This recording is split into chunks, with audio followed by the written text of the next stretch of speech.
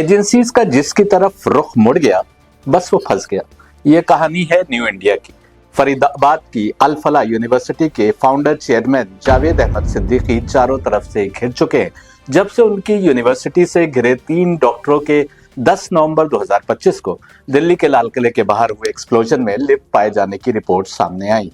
ED के नए खुलासे के अनुसार नेशनल मेडिकल कमीशन एनएमसी के इंस्पेक्शन से पहले अल फला यूनिवर्सिटी ने कुछ डॉक्टर्स को हायर किया और उन्हें रेगुलर डॉक्टर्स के रूप में अपने रोल्स पर दिखाया। उन्होंने ब्रोकर्स को हायर किया ताकि अस्पताल में पेशेंट दिखाए जा सके और जल्दी जल्दी क्लिनिकल फैसिलिटीज सेटअप की।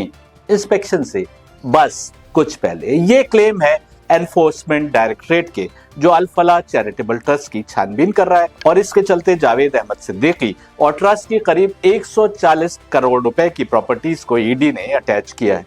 10 नवंबर को 3 डॉक्टरों के पकड़े जाने के तुरंत बाद 18 नवंबर को सिद्दीकी को मनी लॉन्ड्रिंग के चार्ज में गिरफ्तार किया गया था। ईडी का कहना है कि एनएमसी इंस्पेक्शन के तुरंत पहले फैकल्टी को हायर करके रेगुलर फैकल्टी के रूप में शो किया गया, जो गलत था। जावेद अहमद सिद्दीकी अब फंसी गए तो ये नया आरोप उनके खिलाफ बंद रही फाइल के पुलिंदे को और मोटा जरूर कर देगा।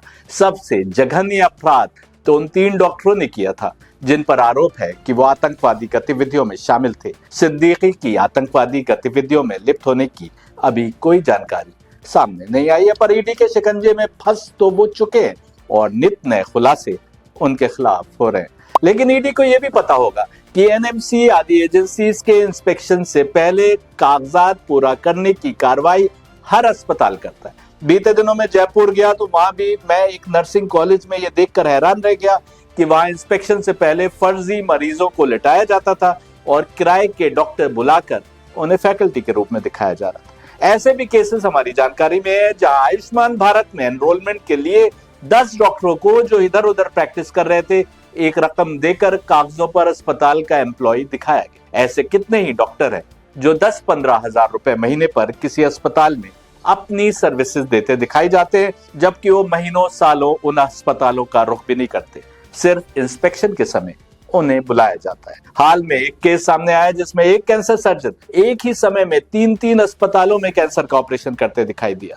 जाहिर है ऑपरेशन तो किसी जूनियर डॉक्टर ने किया होगा, नाम इनका दर्ज हुआ। ईडी जांच करे तो ऐसे सैकड़ों केसेस उसको नजर आ जाएंगे, लेकिन जो नजर से बचा है बस वही सेफ है। अल फला तो अब रेडार पर है और जो कुछ करके दूसरे बचे रहते हैं वैसे ही कुछ करके और फंसता दिखाई दे रहा है।